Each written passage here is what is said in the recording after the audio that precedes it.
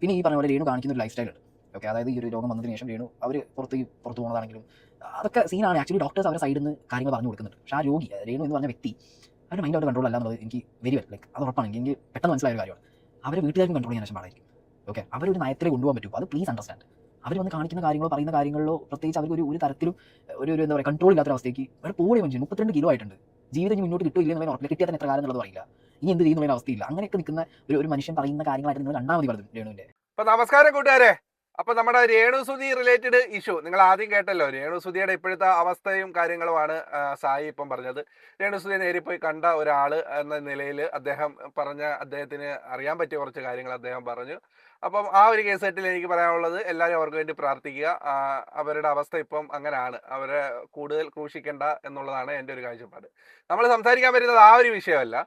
ഈ രേണുസുതി റിലേറ്റഡ് ആയിട്ട് കിച്ചുവിനെതിരായിട്ട് ഇപ്പൊ ഫാദർ വന്ന് കുറച്ചൊരു ഇന്റർവ്യൂ ഒരു ചാനലിലോട്ട് കൊടുത്തപ്പോണ്ടായിരുന്നു.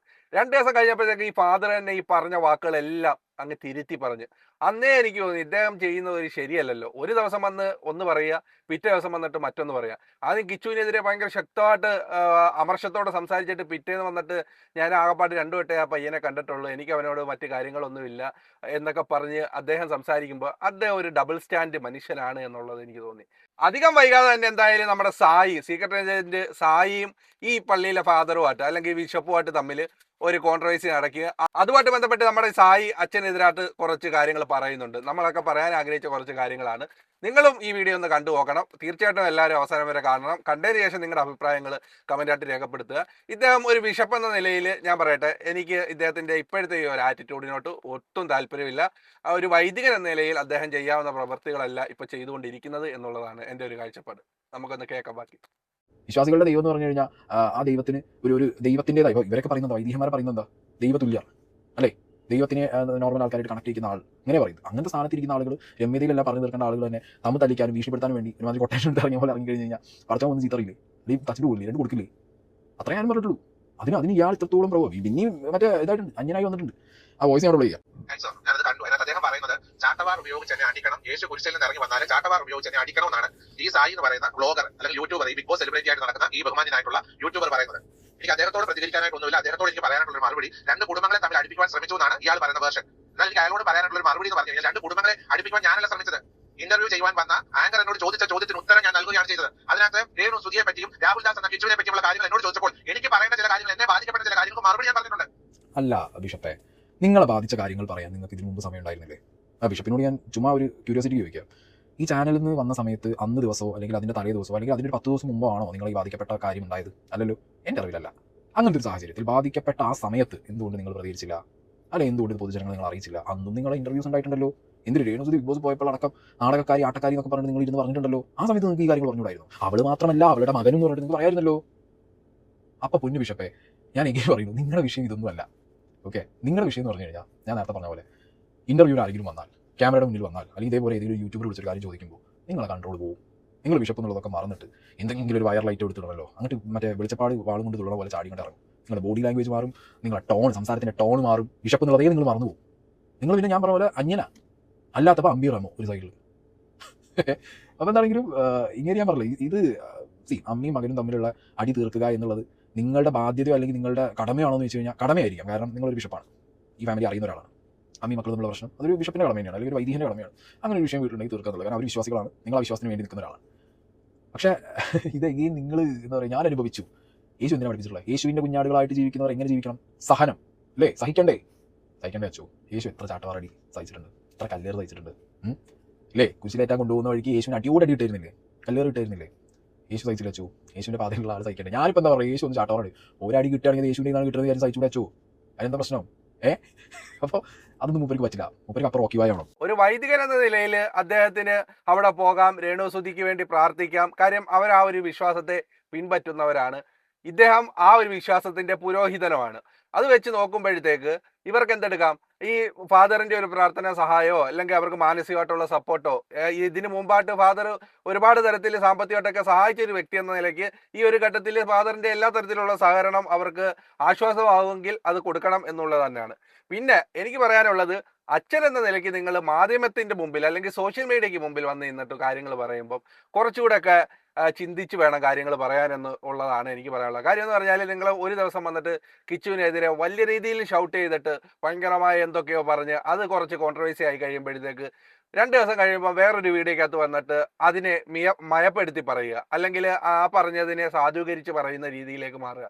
അതായത് നിങ്ങളൊരു ഡബിൾ സ്റ്റാൻഡ്, ഒരു ദിവസം കുറ്റം പറയുക, പിറ്റേന്ന് ആ കുറ്റം പറഞ്ഞ ആളെ ന്യായീകരിക്കുക. അങ്ങനത്തെ ഒരു മൈൻഡിലേക്ക് നിങ്ങൾ പോകുമ്പോൾ നിങ്ങളൊരു പുരോഹിതൻ, പുരോഹിതൻ എന്ന നിലയ്ക്ക് ബാക്കിയുള്ളവർ നോക്കുമ്പോൾ, ഞാൻ ഉൾപ്പെടെയുള്ളവർ നോക്കി കാണുമ്പം നമുക്കൊരു ഇത് തോന്നും, എന്താണ് ഒരു വൈദികന്റെ ഭാഗത്ത് നിന്നും വരേണ്ട രീതിയിലുള്ള ഒരു സംസാരമോ അല്ലെങ്കിൽ പെരുമാറ്റമോ അല്ലല്ലോ നിങ്ങളുടെ ഭാഗത്ത് നിന്നും ഉണ്ടാകുന്നത് എന്ന് ഓട്ടോമാറ്റിക് ചിന്തിച്ചു പോകും. അത് ആരുടെയും തെറ്റല്ല.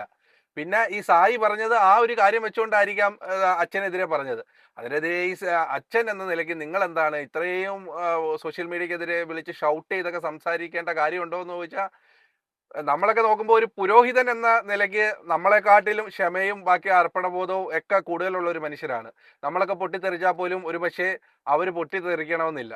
പക്ഷെ അച്ഛൻ ആ ഒരു കൺട്രോൾ കിട്ടി കാണത്തില്ല. അതുകൊണ്ടായിരിക്കും സായിക്കെതിരെ ഇത്രയും ആഞ്ഞടിച്ചത്. പിന്നെ വേറൊരു കാര്യം, ഈ രേണുസുതി റിലേറ്റഡ് ആയിട്ട് നിങ്ങൾ ഇപ്പോൾ സപ്പോർട്ടുമായിട്ട് വരുന്നുണ്ടെങ്കിലും അച്ഛൻ ഈ പറഞ്ഞ സത്യമാണ്. പഴയ ഒരുപാട് വീഡിയോസ് നിങ്ങൾ രേണുസുതിക്ക് എതിരായിട്ടും അവരുടെ കുടുംബത്തിനെതിരായിട്ടും, പിന്നെ അവർ കാരണം ജീവിക്കാൻ വയ്യ, ഞാനിനി ചാരിറ്റി ചെയ്യുന്നില്ല, എനിക്ക് പുറത്തിറങ്ങാൻ വയ്യ, പിന്നെ എൻ്റെ വൈദിക ജീവിതത്തെ വരെ ബാധിച്ചു, എന്നെ അപമാനിക്കുകയാണ് ജനമധ്യത്തിൽ എന്നൊക്കെ പറഞ്ഞുള്ള എത്രയോ ഷോർട്സ് വീഡിയോസും എത്രയോ ലോങ് വീഡിയോസും ഈ യൂട്യൂബിൽ കിടപ്പുണ്ട്. ഇപ്പം തന്നെ സെർച്ച് ചെയ്താൽ തന്നെ ജനങ്ങൾക്ക് അതെല്ലാം കിട്ടും. അതെല്ലാം പറഞ്ഞ വൈദികനായ താങ്കൾ ഇന്ന് വന്നിട്ട് രേണുവിനെ സപ്പോർട്ട് ചെയ്യുന്നു. അതിനകത്തൊരു കുഴപ്പമില്ല, സത്യമാണ്. ഇപ്പൊ അവരുടെ സിറ്റുവേഷൻ അതാണ്. നിങ്ങളെപ്പോലെ ഒരാളുടെ ഭൗതികമോ ആത്മീയമായിട്ടോ സപ്പോർട്ട് കിട്ടുന്ന തരത്തിൽ ഒരാളുടെ പിന്നെ ഹെൽപ്പ് അവർക്ക് ആവശ്യമാണ്. ഈ പറയുന്നത് പറഞ്ഞാൽ ആരും അച്ഛൻ്റെ അടിക്ക് അങ്ങോട്ട് വന്ന് ഈ കോൺട്രവേഴ്സി ഉണ്ടാക്കിയതൊന്നുമല്ലല്ലോ. അച്ഛൻ തന്നെ ഒരു മീഡിയയ്ക്ക് മുമ്പിലൂടെ വന്ന് പിന്നെ ആ ഇന്റർവ്യൂ കണ്ടത് തന്നെ അറിയാം അത് പക്ക പിന്നെ സ്ക്രിപ്റ്റഡ് ആണ് എന്നുള്ളത്. ആങ്കർ വന്ന് പറയുന്നത് കേൾക്കുമ്പോൾ തന്നെ അറിയാം പോകുന്ന വഴിക്ക് അച്ഛനെ പിടിച്ചിരുത്തി ഒന്ന് ചോദിക്കാന്ന്. സമയം കുറിച്ച് നിങ്ങൾ സ്ക്രിപ്റ്റായിട്ട് വന്ന് നിങ്ങൾക്ക് പറയാനുള്ള കാര്യങ്ങൾ പുറത്തു വിടാൻ വേണ്ടി ആ മീഡിയയെ നിങ്ങൾ ഉപയോഗിച്ചെന്നുള്ളത് ആ ഇന്റർവ്യൂ ആണെന്ന് ആർക്കും അറിയാം. അത് കുറച്ച് കോൺട്രവേഴ്സി ആയി കഴിഞ്ഞപ്പോഴത്തേക്ക് അച്ഛൻ്റെ ഭാഗം വെളുപ്പിക്കണം. പിറ്റേന്ന് ഒരു 2 ദിവസം കഴിഞ്ഞപ്പോഴത്തേക്ക് വേറൊരു വീഡിയോ ആയിട്ട് വന്നു. ഇതെല്ലാം കാണുന്ന ഒരേ മനുഷ്യരല്ലേ ഫാദർ, നിങ്ങൾ അത് മനസ്സിലാക്കണം. ജനങ്ങൾ പലവിധമാണ്, പൊതുജനം അവർ പലതും പറയട്ടെ. അതിനൊക്കെ നിങ്ങൾ മറുപടി പറയാൻ നിന്ന് കഴിഞ്ഞാൽ നിങ്ങളുടെ ആ ഒരു പദവിയെ അപമാനകരമായ തോന്നുന്ന തരത്തിലേക്ക് കാര്യങ്ങൾ പോകും. അതുകൊണ്ട് നിങ്ങളൊരു മതത്തിന്റെ പുരോഹിതനാണ്. ആ സ്ഥാനം വിട്ടുകൊണ്ട് നിങ്ങൾ വെറുതെ ജനങ്ങൾക്കിടയിൽ അപമാന്യനായി പോകല്ല് സ്വയം എന്നുള്ളതാണ് എനിക്ക് പറയാനുള്ളത്. കുറച്ച് വേർഷൻ കൂടെ ഉണ്ട്, അതോടെ ഒന്ന് കേൾക്കാം. ശക്തമായ മറുപടി ഞാൻ പറഞ്ഞിട്ടുണ്ട്. ഇയാൾ പറഞ്ഞേ ഞാൻ ദേഷ്യപ്പെടാൻ പാടില്ല, സൗമ്യനാണ് ഇരിക്കണം. അയാളുടെ അഭിപ്രായം അയാൾ പറഞ്ഞെങ്കിൽ എന്നെ ചാട്ടവാർ കൊണ്ട് അടിക്കണം അയാൾ പറഞ്ഞെങ്കിൽ എന്റെ അഭിപ്രായം എനിക്ക് പറയുന്നത് എന്താ കുഴപ്പം? ഈ ഇന്ത്യ മഹാരാജ്യത്തിൽ ആർക്കും ആരുടെ അഭിപ്രായം പറയാനുള്ള സ്വാതന്ത്ര്യമുണ്ട്. എന്റെ അഭിപ്രായം ഞാൻ പറഞ്ഞു. ഞാൻ ബിഷപ്പാണോ അല്ലയോ എന്നുള്ളത് തെളിയിക്കാൻ അയാളെ അടുത്തേക്ക് വരാൻ പറഞ്ഞു, ഞാൻ തെളിയിക്കാം. അയാളാ ഒരു മത പുരോഹിതനായിരിക്കുന്ന മതസ്ഥാപനത്തിന്റെ സ്ഥാപനത്തിന്റെ ബിഷപ്പായിട്ടിരിക്കുന്ന എന്റെ സ്ഥാനത്തെ പറ്റി ചോദ്യം ചെയ്യാൻ സായി എന്ന് പറയുന്ന ബ്ലോഗർ ആരാണ്? ഞാനും താൻ പറഞ്ഞ പോലെ ഇന്ത്യൻ പൗരൻ, ഞാനൊരു ഇന്ത്യൻ പൗരൻ. ചോദ്യങ്ങൾ ചോദിക്കാം, മനസ്സിലായി? ഞാൻ ആ ചോദ്യം ചോദിച്ചു. മതത്തിന്റെ സ്ഥാനത്തിരിക്കുന്ന മതപുരോഹിതൻ, ഒരു മതപുരോഹിതൻ നടക്കുന്ന പോലെ മര്യാദയ്ക്ക് എന്താ കാര്യങ്ങൾ പറഞ്ഞ് സംസാരിച്ച് രമ്യതയോടുകൂടി കാര്യങ്ങൾ തീർത്ത് നടക്കണം. അല്ലാതെ മറ്റേ KGF സിനിമയിലെ റോക്കി ബായിനെ പോലെ നടക്കാൻ പറ്റൂ? ഇതെന്താ ഇത്?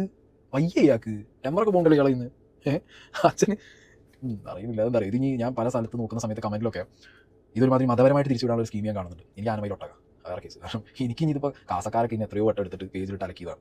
അതുകൊണ്ട് എനിക്ക് ലാസിയും പ്രശ്നമില്ല, സുഡാപ്പിയും പ്രശ്നമില്ല, തങ്കിയും പ്രശ്നമില്ല. അതുകൊണ്ട് ആ പരിപ്പൊന്നും ഇവിടെ ഇട്ട് വാട്ടാനുള്ളത് വിചാരിക്കേണ്ട. ആ രീതിക്ക് സാധനങ്ങൾ വളർത്തുവിടാനും നോക്കണ്ട. ഞാൻ പറഞ്ഞതിന് ഞാൻ സ്റ്റിക്ക് ഓൺ ചെയ്യുന്നു. ഒരു ബിഷപ്പായി ഇരുന്നുകൊണ്ട് ഞാൻ ബിഷപ്പാണോ താൻ എന്ന് ചോദിച്ചാൽ അതിന് കാരണമുണ്ട്. എനിക്ക് താൻ എങ്ങനെ ബിഷപ്പായിരുന്നു, അല്ലെങ്കിൽ തനിക്ക് ബിഷപ്പായി കിട്ടിയതിന്റെ പേപ്പർ കാണാനോ അല്ലെങ്കിൽ നല്ല സഭ തന്നെ ബിഷപ്പായി തിരഞ്ഞെടുത്തതിന്റെ പിന്നിൽ അതൊന്നും എനിക്ക് അറിയേണ്ട കാര്യമില്ല. ഞാൻ ആ ബിഷപ്പാണെന്ന് ചോദിച്ചാൽ എന്താ ഒരു കുടുംബ പ്രശ്നം, അത് തീർക്കേണ്ട ഒരു വ്യക്തി, വിശ്വാസി ആയിട്ടുള്ള ഒരു കൂട്ടം ആളുകൾ, അവരുടെ ഇടയിൽ ഒരു കുടുംബ പ്രശ്നം നടക്കുന്നു, അമ്മയും മകനും തമ്മിലൊരു പ്രശ്നം നടക്കുന്നു. നിങ്ങളൊരു നല്ല കാര്യം ആ വീടിന് വേണ്ടി ചെയ്തു കൊടുത്തൊരാൾ നിങ്ങളെ വാക്കിന് വില ഉണ്ടാവില്ലേ? നിങ്ങളെ വാക്കിന് വില ഇല്ല എന്നാണെന്നുണ്ടെങ്കിൽ അത് നിങ്ങളെ കയ്യിലിരിക്കൊണ്ടായിരിക്കും ബിഷപ്പേ. സാധാരണ രീതിയിൽ ഞാൻ പറയാം, ഇപ്പോൾ ഞാൻ ഒരു അത്യാവശ്യം ഒരാളെ സഹായിച്ച ഒരു വ്യക്തിയാണെന്ന് വിചാരിച്ചു, അല്ലെങ്കിൽ ഒരു കുടുംബത്തിനെ സഹായിച്ച ഒരു വ്യക്തിയാണ്.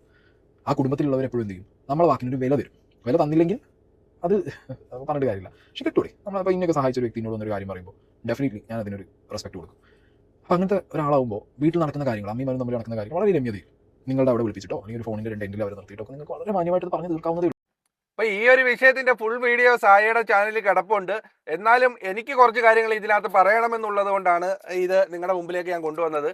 ഫാദർ എന്ന നിലയ്ക്ക് അദ്ദേഹം പറഞ്ഞ ഒരു കാര്യമാണ്, നിങ്ങൾ ആരാണ് എന്ന് ചോദിച്ചാൽ ഒരു മതപുരോഹിതൻ എന്ന് പറഞ്ഞാൽ അത് ഈ മതത്തിന്റെ അല്ല, ഏത് മതത്തിന്റെ ആയാലും സമൂഹത്തിന് മുമ്പിൽ അദ്ദേഹത്തിന് ഒരു സ്ഥാനമുണ്ട്, അല്ലെങ്കിൽ അദ്ദേഹം പ്രതിനിധാനം ചെയ്യുന്നത് ഒരു മതത്തെയാണ്. അപ്പം ആ ഒരു പൊസിഷനിൽ ഇരിക്കുന്ന വ്യക്തി ഇങ്ങനൊരു ഇഷ്യൂ വരുമ്പം ഒരു വശം ചേർന്നുകൊണ്ട് ഒരാളെ കുറ്റം പറഞ്ഞ് സോഷ്യൽ മീഡിയ വഴി ലക്ഷക്കണക്കിന് ആൾക്കാർ, കോടിക്കണക്കിന് ആൾക്കാർ കാണുന്ന സോഷ്യൽ മീഡിയ വഴി തെറിക്ക് തുല്യമായ രീതിയിലുള്ള ഷൗട്ടിംഗ് ഒക്കെ നടത്തിക്കൊണ്ട് സംസാരിക്കുമ്പോൾ, അപ്പൊ ആ ഒരു പുരോഹിതന്റെ ആ ഒരു പുരോഹിതത്വത്തെ നാട്ടുകാർ ചോദ്യം ചെയ്യും. പറഞ്ഞില്ലേ, പൊതുജനം പലവിധമാണ്, അതിനകത്ത് നമുക്ക് ആരെയും കുറ്റം പറയാൻ ഒക്കത്തില്ല. ആ ഒരു കാര്യത്തിൽ ഫാദർ ഇത്ര ഷൗട്ട് ചെയ്യേണ്ടതോ അല്ലെങ്കിൽ ഇത്ര വികാരം കൊള്ളേണ്ട കാര്യമോ ഉണ്ടോ എന്ന് ചോദിച്ചാൽ എനിക്കറിഞ്ഞുകൂടാ, ഞാൻ ഇല്ലെന്നേ പറയത്തുള്ളൂ. കാര്യം എന്ന് പറഞ്ഞാൽ അങ്ങയുടെ പദവി വെച്ച് നോക്കുവാണെങ്കിൽ ഒരു നോർമൽ മനുഷ്യനെക്കാട്ടിലും കുറച്ചുകൂടി സഹനശേഷിയൊക്കെ മുമ്പോട്ട് നിൽക്കുന്ന മനുഷ്യരാണ് താങ്കൾ എന്നുള്ളതാണ്. അപ്പം ആ കാര്യം എന്ന് വെച്ചാൽ താങ്കളെന്ന് മാത്രമല്ല എല്ലാ മതപുരോഹിതന്മാരും. കാര്യം എന്ന് പറഞ്ഞാൽ അവരൊക്കെ നമുക്ക് മാതൃകയാകേണ്ടവർ, അല്ലെങ്കിൽ നമുക്കൊരു ഇഷ്യൂ വരുമ്പോൾ അതിന് നമുക്ക് മെന്റലി ഉള്ളൊരു സപ്പോർട്ടൊക്കെ തരേണ്ടവരല്ലേ ഈ പുരോഹിതന്മാർ. അപ്പോൾ അവർ തന്നെ ഇങ്ങനെ സോഷ്യൽ മീഡിയയ്ക്ക് മുമ്പിൽ വന്നിട്ട് ഒരാളെ സപ്പോർട്ട് ചെയ്തും ഒരാൾക്കെതിരെ ശക്തമായിട്ട് എതിർത്തൊക്കെ ഇങ്ങനെ സംസാരിക്കുമ്പോഴത്തേക്ക് നിങ്ങളുടെ പുരോഹിതത്വത്തെ, അതായത് ഒത്തീർപ്പാക്കേണ്ട ഒരു വിഷയത്തെ ഊതി വീർപ്പിച്ച് അത് കുടുംബ പ്രശ്നമാക്കി സോഷ്യൽ മീഡിയയ്ക്ക് മുമ്പിൽ വലിച്ചു കീറുമ്പോഴത്തേക്ക് ചോദ്യം ചെയ്യപ്പെടാം. അപ്പം ആ ഒരു കൂട്ടത്തിൽ ചിലപ്പോൾ ചോദിച്ചാണ്, നിങ്ങൾ എവിടുത്തെ പുരോഹിതനാണ് ചോദിച്ചാണ്, ചോദിക്കുമല്ലോ. അതിപ്പോൾ ആരാണ്, നിങ്ങളല്ല ആരാണെങ്കിലും ചോദിച്ചു പോകും, ചിലപ്പോൾ ചോദിക്കും. ഞാൻ സായി സപ്പോർട്ട് ചെയ്ത് പറയല്ല കേട്ടോ. എനിക്ക് നിങ്ങളുടെ ഈ ഡബിൾ മീനിങ് ആയിട്ട്, അല്ലെങ്കിൽ ഡബിൾ മീനിങ് അല്ല, ഡബിൾ മൈൻഡ് ആയിട്ട് സ്റ്റാൻഡ് ആയിട്ടുള്ള നിങ്ങളുടെ നിപ്പ് കണ്ടപ്പോൾ എനിക്ക് തന്നെ തോന്നി ഇദ്ദേഹത്തിന്റെ വാക്കുകൾ ശരിയല്ലല്ലോ. ഒരു ദിവസം വന്നിട്ട് നല്ലത് പറയുക, പിറ്റേന്ന് വന്നിട്ട് പിന്നെ വേറൊരെണ്ണം പറയുക. അപ്പൊ അത് തന്നെ കണ്ടപ്പോൾ എനിക്ക് തോന്നി ഇദ്ദേഹം പിന്നെ ഇതെന്താണ് ഇങ്ങനെ ഒരു പുരോഹിതന് ചേർന്ന പരിപാടി അല്ലല്ലോ എന്ന് സത്യത്തിൽ എൻ്റെ മനസ്സിൽ തന്നെ തോന്നിയപ്പോഴാണ് സൂക്ഷം പോലെ ഈ ഒരു കോൺട്രവേഴ്സി നടക്കുന്നത്. അപ്പൊ ഞാൻ വിചാരിച്ചു ഇതൊന്ന് നിങ്ങളുടെ മുമ്പിലേക്ക് എത്തിക്കാം എന്നുള്ളത്. അപ്പം എന്തായിരുന്നാലും ഞാൻ ഇതിനകത്ത് എനിക്ക് പറയാനുള്ള ഒരു കാര്യം, നിങ്ങളൊരു അച്ഛനെന്ന നിലയ്ക്ക് ഈ മീഡിയയ്ക്ക് വന്ന് ബൈറ്റ്സും കാര്യങ്ങളും, അല്ലെങ്കിൽ നിങ്ങൾക്കെതിരെ ആരെങ്കിലും റിയാക്ഷൻ ചെയ്തതിനെ എടുത്ത് വെച്ച് അതിനൊക്കെ മറുപടി കൊടുക്കാൻ പോകാതെ നിങ്ങൾ നിങ്ങളുടെ ജോലി നോക്കി, നിങ്ങളുടെ ആ ഒരു പുരോഹിതത്വം നോക്കി മുമ്പോട്ട് പോവുക. നിങ്ങളെ കൊണ്ട് പ്രയോജനപ്പെടുന്ന ജനങ്ങൾക്ക്, അല്ലെങ്കിൽ ഇതുപോലെ രേണുസുതിയെ പോലെയുള്ള ജനങ്ങൾക്ക്, നിങ്ങൾക്ക് സാമ്പത്തിക സഹായം ചെയ്യാൻ പറ്റുമെങ്കിൽ അങ്ങനെ ചെയ്യുക. അതല്ലെങ്കിൽ മാനസികമായിട്ട് എന്തെങ്കിലും അവർക്ക് ആത്മീയപരമായി എന്തെങ്കിലും ഹെൽപ്പ് ചെയ്യാൻ പറ്റുമെങ്കിൽ അത് ചെയ്തു കൊടുക്കുക എന്നുള്ളതാണ്. അല്ലാതെ ഈ പറയുന്നത് പോലെ സോഷ്യൽ മീഡിയക്കകത്ത് നടക്കുന്ന കാര്യങ്ങൾക്ക് നിങ്ങൾ വന്ന് ഈ പ്രതികരിച്ച് വെറുതെ സ്വയമുള്ള വില നശിപ്പിക്കരുത് എന്നുള്ളതാണ്. കാര്യം എന്ന് പറഞ്ഞാൽ എല്ലാ മതത്തിൻ്റെയും പുരോഹിതന്മാരെന്ന നിലയ്ക്ക് എല്ലാവരെയും ഞാൻ ബഹുമാനിക്കുന്ന ഒരു വ്യക്തിയാണ്. അതുകൊണ്ട് നിങ്ങൾ സ്വയം ഇളിപ്പനായി മാറുന്നത് കാണുമ്പോൾ നമുക്ക് മാനസികമായിട്ട് ഒരു പ്രശ്നമുണ്ട്. പിന്നെ നിങ്ങൾ ഈ ഡബിൾ സ്റ്റാൻഡിൽ നിൽക്കുമ്പം നിങ്ങളോടുള്ള ആ ഒരു ബഹുമാനവും നഷ്ടപ്പെട്ടു പോകുന്നുണ്ട്. അതുകൊണ്ട് ഇത്രയും പറഞ്ഞു എന്ന് മാത്രം. അവസാനം വരെ വീഡിയോ കണ്ട നിങ്ങൾക്ക് എല്ലാവർക്കും നന്ദി. നിങ്ങളുടെ അഭിപ്രായം ഇതിനകത്ത് എന്താണെന്ന് വെച്ചാൽ പറയാൻ പറ്റുന്നവരെല്ലാം കമൻ്റായിട്ട് പറയുക. നമുക്ക് വേറൊരു വീഡിയോ ആയി വീണ്ടും കാണാം. അതുവരെയും ബൈ. Thank you.